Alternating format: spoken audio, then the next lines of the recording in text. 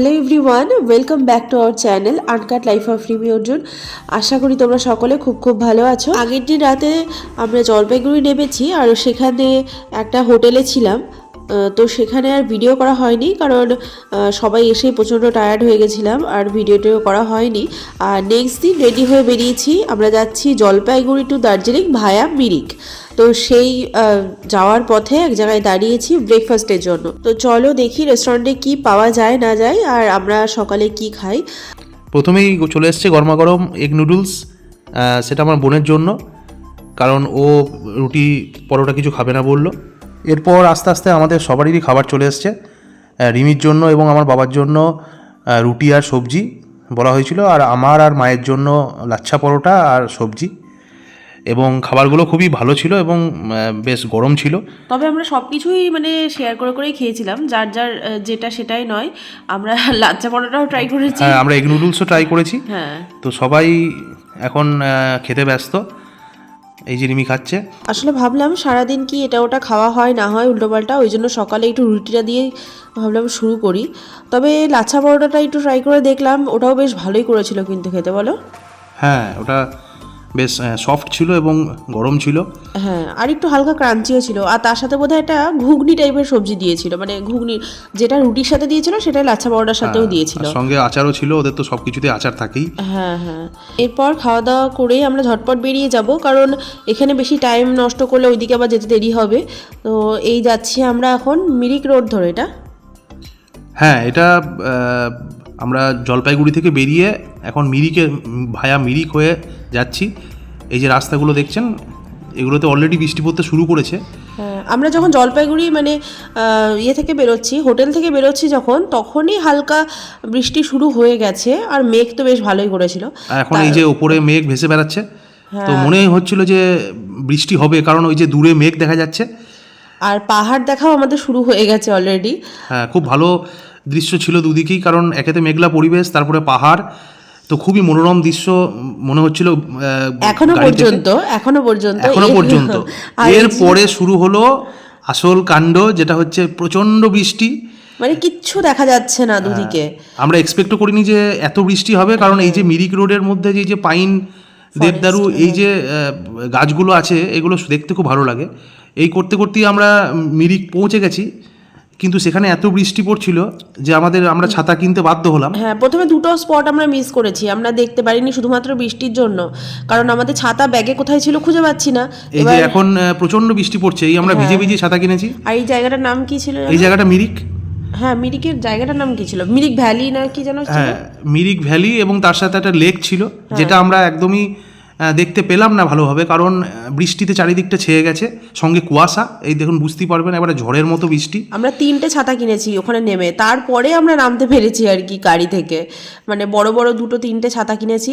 এরপরে কিছু ছবি টবি তুলে একটু হালকা ভিডিও করে আমরা আবার বেরোনোর, হ্যাঁ, কারণ এই সময়টা একটু কমেছিল বৃষ্টিটা তুলনামূলক। হ্যাঁ, সেই জন্যই আমরা নামতে পেরেছি, কারণ এর আগে রাস্তাতে যে প্রচণ্ড পরিমাণে বৃষ্টি হচ্ছিল, নাহলে আমরা নামতেই পারিনি সেই কারণে। হ্যাঁ, দেখো এখানকার বাড়িঘরের প্রত্যেকটা বাড়িতেই মানে এরকম একটা সৌন্দর্য, যে ফুল গাছ প্রচুর লাগানো থাকে। আর এর হিস্ট্রিটাও আমরা শুনলাম পরবর্তীতে, সেটা তোমাদের সাথে পরে শেয়ার করব।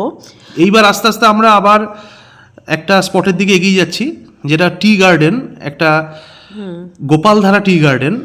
হ্যাঁ, কিন্তু সেখানেও প্রচণ্ড বৃষ্টি হচ্ছিল। এই যে দুদিকেই আমরা টি গার্ডেন দেখতে পাচ্ছি, যে পাহাড়ের ঢালে যে টি গার্ডেন ওরা করে। এরপরে আমরা এক জায়গায় চা খেতে ঢুকলাম।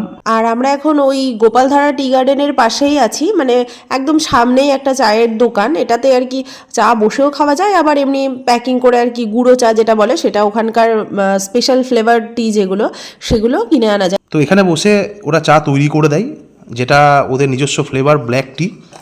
আর কারণ ওরা নিজেরাই বললো যে এখানে এসছেন বেড়াতে, এখানে আমাদের নিজস্ব যে ফ্লেভার টি আছে সেটা একবার টেস্ট করে যান।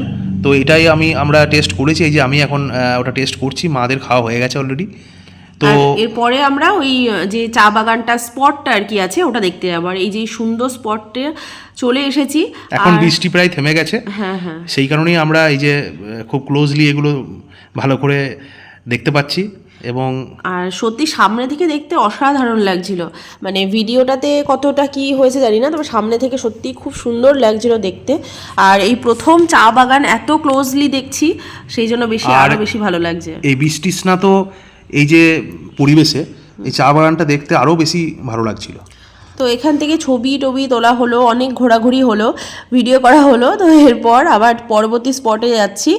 আর পরবর্তী ছিল হচ্ছে এটা নেপালের সীমানাটা, মানে বর্ডার, যেখানে নেপাল বর্ডার। আমরা নেপালের মধ্যেই ঢুকেছিলাম, মানে এখানে এটা পশুপতি নগর। ওখানে একটা ওদের পশুপতির মন্দির আছে, যেটা অরিজিনাল নয়, যেটা অরিজিনালটা তো কাঠমান্ডুতে আছে, কিন্তু এটা ওরা একটা পশুপতি মন্দির হিসাবে বলে, সেইটা আমরা ভিজিট করতে গেলাম, যেটা অ্যাকচুয়ালি নেপালের ভেতরে। আমরা নিজেদের আইডেন্টিটি ভোটার কার্ড দেখিয়ে ঢুকেছিলাম, যদিও এখানে অতটা ইম্পর্টেন্ট না জিনিসগুলো এটা, কিন্তু এখানে দেখছিল। হ্যাঁ অবশ্যই, কারণ নেপাল বর্ডারের মধ্যে আমরা ঢুকে গেছি। একটা দেশ থেকে আরেকটা দেশে ঢুকলে এটা ম্যান্ডেটরি। আর এটা নেপাল বর্ডার থেকে আমাদের কিছুটা গাড়ি করে, মানে আমাদের গাড়িতে নয়, ওখান থেকে আলাদা গাড়ি করে আমাদের যেতে হয়েছিল ওই মন্দিরটাতে যাওয়ার জন্য আর কি। আর ওখানে ওই একটা মার্কেটও ছিল, যে মার্কেটে খুব সুন্দর সুন্দর জিনিস ছিল। দিয়ে নেপাল বর্ডার থেকে ঘুরে মন্দির টন্দির ঘুরে আবার আমরা আমাদের নিজস্ব গাড়িতে করে চলে আসলাম আর একটা স্পটে। এটা হলো সীমানা ভিউ পয়েন্ট। আর এখানে সবাই মানে অনেক গাড়ি দাঁড়াচ্ছে দেখলাম। আর এখানে মেইনলি একটু মার্কেট টাইপের আছে আর কি চারিদিকে, আর খাবারের দোকান টোকান আছে। আর মেন ভিউ পয়েন্ট বলতে এটার ওই টি বাগান তো আছেই চারিদিকে, আর ওই পাহাড়ের সাইডে দাঁড়িয়ে ছবি তোলা টোলা এগুলো আর কি ভালো হয়। এটাই আর কি এখানকার ভিউ পয়েন্ট মেন। কিন্তু এটা আমার খুব ভালো লেগেছে, মানে one of the best view point আমি দার্জিলিংয়ে দেখলাম। মানে এটার কাছে দাঁড়িয়ে যে মানে ছবি তোলা বা যে সৌন্দর্যটা খুবই অসাধারণ ছিল। আমার তো পার্সোনালি খুবই ভালো লেগেছে জায়গাটা। হ্যাঁ হ্যাঁ, মানে এতটা কাছাকাছি একদম ধারে এসে দেখা বা এই ফিলটা এটা একদম অন্যরকম ছিল। আর এখানে আমরা এক প্লেট মোমো আর নুডলস নিয়েছিলাম, হ্যাঁ সেগুলো আমরা খাচ্ছিলাম। তো খেতে খেতে আবার আমরা আরেকটা ভিউ পয়েন্টে চলে এসেছি, যেটা হচ্ছে লেপচা জগৎ ভিউ পয়েন্ট, যেখানে পাইন গাছের অসাধারণ একটা গার্ডেন বা বলতে পারেন এরিয়া, আবার পাইন গাছের জঙ্গলও বলতে পারে, পাইন ফরেস্ট বলতে পারেন আর কি। এবং বৃষ্টির জন্য এখানে একটু কাদা কাদা ভাব হয়ে গেছিলো, কিন্তু এত সুন্দর জায়গা যে আমরা ছবি না তুলে থাকতে পারলাম না, বা একটু ওপরে না উঠে থাকতে পারলাম না। একটু রিস্কি ছিল এটা ওঠা, কারণ খুবই স্লিপারি, অনেকে স্লিপ কাটছিল এখানে। কিন্তু যাই হোক আমরা উঠেছি, ছবি টবিও তুলেছি, ভিডিও করেছি, আর খুব ভালোভাবে দেখেছি এই জিনিসটা, এনজয় করেছি। আর এরপরে এবার নেক্সট ডেস্টিনেশন সেটা হলো ঘুম মনেস্ট্রি। অ্যাকচুয়ালি এটা দার্জিলিংয়ের ভেতরেই, মানে আমরা অলরেডি দার্জিলিংয়ের মধ্যে প্রবেশ করে গেছি।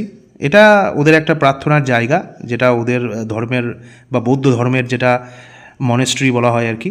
সেখানে অ্যাকচুয়ালি একটু রেনোভেশনের কাজ হচ্ছিল। ভেতরটা দেখলাম যে একটু বাঁশ টাস দিয়ে ওরা রেনোভেশন করছে। তো আমরা জাস্ট ঢুকে একটু এদিক ওদিক ঘোরাঘুরি করে, আর ওখানে প্রচুর দোকান টোকানও ছিল ছোটোখাটো, তো সেই সব দেখে দেখে আবার চলে আসি। বেশিক্ষণ সময় এখানে কাটায়নি, কারণ সেভাবে বোঝা যাচ্ছিল না, কারণ ওই বাস টাস দিয়ে সামনে ঘেরা ছিল এরকম। আর ওখান থেকে দেখা হয়ে যাওয়ার পরেই আমরা চলে আসি হচ্ছে বাতাসিয়া লুপ, যেটা একদম ওদের মেন পয়েন্ট বলতে পারা যায়, কারণ এটা একটা সেন্টার বলতে পারা যায়, যেখানে প্রচুর রকম দেখার বিষয় আছে। এখানে একটা শহীদ মিনার আছে, হ্যাঁ একটু পার্ক কাইন্ড অফ এটা, আর টয় ট্রেন তো আছে কিনা এই পার্কটাকে বারবার রাউন্ড করে করে ঘোরে আর কি। তারপর কোথায় যায় জানি না, সেটা ঠিক আমাদের শোনা হয়নি, কিন্তু বারবার পার্কটা চারিপাশ দিয়ে এটা ঘুরছিল। আর সবাই দৌড়াতে দৌড়াতে দেখছি কোথায় যাচ্ছে, দেখছি টয় ট্রেনটা দাঁড়িয়েছে এক জায়গায়, আর তারা সবাই গিয়ে সেখানে টয় ট্রেনের সিঁড়িতে দাঁড়িয়ে ছবি তুলবে। কারণ সবার মেন যে অ্যাট্রাকশন থাকে দার্জিলিংয়ে, সেটা হচ্ছে এই টয় ট্রেনটা। খুব সুন্দর দেখতে, আপনারা দেখতেই পাচ্ছেন। আর এই পার্কটা খুবই সুন্দর ভিউ, এবং অনেকটা এরিয়া জুড়ে পার্কটা আছে। তো এখানেও আমরা কিছুক্ষণ সময় কাটালাম। এখানে বেশ কিছুক্ষণ সময় আমরা কাটিয়েছি, বেশ অনেকক্ষণ সময় কাটিয়েছি। এই যে এখানে ছবি টবি তোলা হলো। আর এটা অ্যাকচুয়ালি এখন প্রায় 5টা বেজে গেছে, অনেক সন্ধে হয়ে গেছে, আমরা লাঞ্চ করিনি এখনো।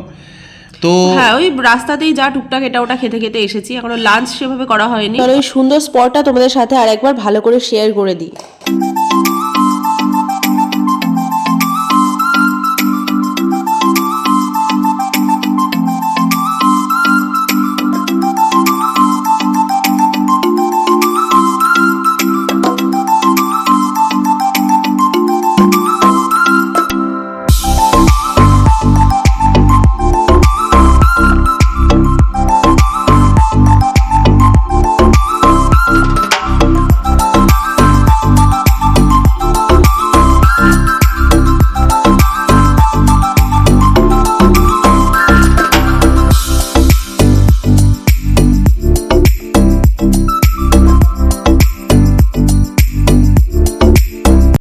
বেশ অনেকক্ষণ ঘোরাঘুরি হলো, সারা দিনটাই এই ঘুরে ঘুরেই কাটালাম। এবার সবাই বেশ টায়ার্ড, এবার যাচ্ছি আমরা আমাদের হোটেলের দিকে। আর যাওয়ার পথে নিচে আবারও টয় ট্রেন দেখতে পেলাম, সেইটাই ভাবলাম তোমাদের সাথে আরেকবার শেয়ার করি। তো চলো একবার ডিরেক্টলি হোটেলে গিয়ে দেখা হচ্ছে। তো অনেক জায়গায় ঘোরাফেরা করার পর এখন মানে দার্জিলিংয়ে পৌঁছে সবে হোটেলে, মানে এটা হোমস্টে, রুমে ঢুকলাম। তো আমাদের মানে ঢুকে তো জাস্ট অবাক, রুমগুলো এত ভালো আর হোটেলটাও এত সুন্দর। তো কালকে সকালে তোমাদের সাথে পুরো মানে আমাদের রুম ট্যুর দুটো আর হোটেলেরও মানে হোমস্টেরও ট্যুরটা শেয়ার করব। আর জাস্ট এখন একটু দেখাচ্ছি এদিক করে। আর নিচের ফ্লোরেই মানে মা বাবাদের যে রুমটা সেটা, আর উপরের ফ্লোরে আমাদের। তো এখন আমরা এখান থেকে খাওয়া দাওয়ার অর্ডার করব, মানে এখানকারই। আর বাইরে আজকে বেরোচ্ছি না। তো আজকের ভিডিওটা এইটুকুই রাখছি। আর কালকে কিন্তু অবশ্যই দেখতে ভুলো না, কারণ ওখানে আমি রুম ট্যুর আর হোটেলের ট্যুরটা শেয়ার করব। বেডটা এইভাবে মানে টাওয়েল দিয়ে এইভাবে সাজানো রয়েছে, ওই জন্য একটুখানি এটা করি। আর এখানে টি, কফি এই সমস্ত কিছু দেওয়া রয়েছে। আর বাকি রুম ট্যুরটা, ও আচ্ছা এটা একটু শেয়ার করে দিই, কারণ সকালে তো আর লাইটস ফাইটস জ্বলবে না। আর বাকি রুম ট্যুরটা কালকে শেয়ার করব। আর আজকে যেহেতু সবাই টায়ার্ড আছি, ওই জন্য আর বাইরে কোথাও খেতে গেলাম না। আমরা এই হোমস্টেতেই খাওয়ার অর্ডার করেছিলাম। তো একটা মিক্স ভেজ, মানে মেনলি এটা পনির দিয়ে করে আর সমস্ত রকম ভেজিস দিয়ে। তো এটা একটা করেছিলাম অর্ডার, রুটি, আলু ভাজা, এই হয়েছিল আমাদের ডিনার আজকের। আর এইটা হচ্ছে আমাদের একদম রুমের জানলা থেকে একদম উইন্ডো ভিউ যেটাকে বলে সেটা। দেখো কি অপূর্ব সুন্দর লাগছে দেখতে এটা। ভিডিওটা এইটুকুই রাখছি, ভালো লাগলে লাইক করো ভিডিওটা আর চ্যানেলটিকে সাবস্ক্রাইব করো। তাহলে এইটুকুই, টাটা।